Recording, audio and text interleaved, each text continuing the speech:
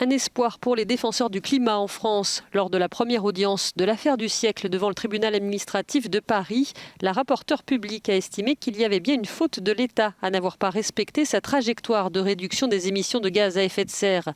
La magistrate a proposé au tribunal de reconnaître cette carence fautive de l'État, un premier pas pour les associations à l'origine de cette action en justice hors norme.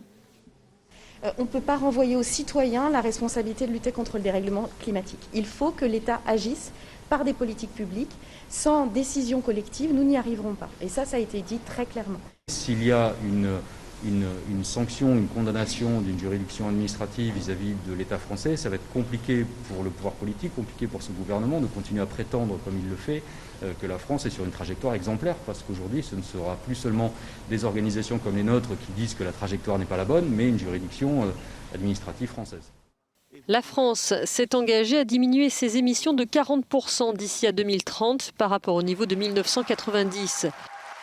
Pour les ONG, une victoire devant la justice serait avant tout symbolique et résonnerait bien au-delà des frontières de la France.